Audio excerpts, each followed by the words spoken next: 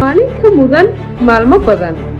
magaalada Boosaaso ayaa nasiib u yeelatay inay soo dhaweyso musharax madaxweyne Maxamuud Xayir Ibraahim oo u tartamaya madaxweynaha toddobaad ee dawladda Puntland sanada 2024 ilaa 2029 maalinta Axad oo ku beegan 10 Diseembar ayaa lagu soo dhaweyn doonaa magaalada Boosaaso waxay noo balana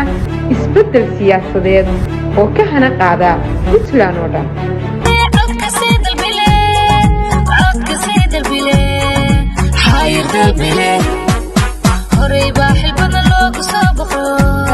raga oo wax qaban kara weeye nin wanaagsan weeye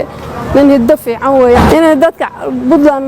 nala qaataan baan rabnaa ninkaas oo taraha sida looga baxo waan u baahanahay taraha looga baxo wiilkaana lala qaato aan Puntland uga baahanay niyo Maxamuud Xayir waa nin waaya arag ah oo soo shaqeeyay muddo 15 sano ka badan ama 20 sano u dhow waana nin yani u bisil xagga siyaasadda waana soo dhaweynaynaa aad iyo aad bulshadana waxaan u sheegaynaa in insha Allah uu imanayo 10 bisha oo ku beegan maalinta Axadda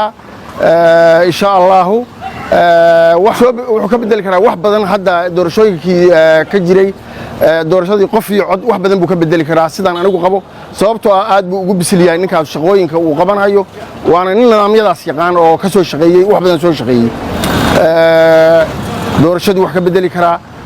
dhinaca siyaasadda wax ka bedeli karaa waxbarashada wax ka bedeli karaa waxyaabo badan oo uu shaqeeyay baa qabtay baa jira dadku aad bay u daneynayaan aad bay arrintiisa u daneynayaan nin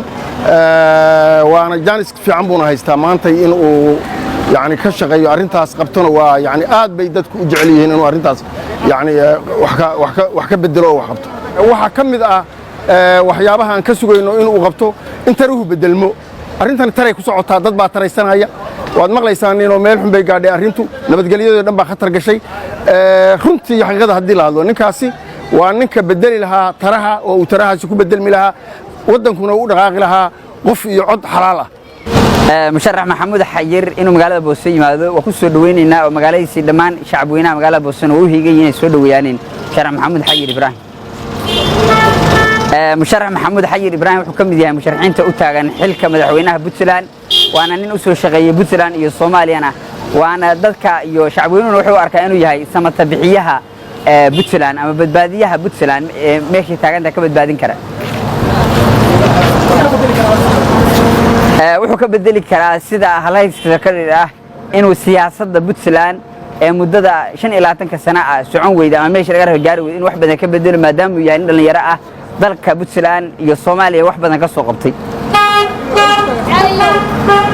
waxyaalahan ku taageersanay waxa kamid ah musharax Maxamuud Xayir Ibraahim waa nin aragti siyaasadeed leh badanaa waxyaalaha surax kamid aragti siyaasadeed buu leeyahay waa nin isugu wadi kara shacab weynaha Puntland ee kala duwan waa nin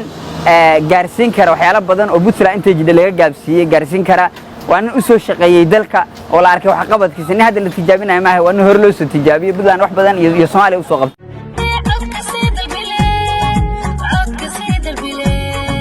Xayir dalbile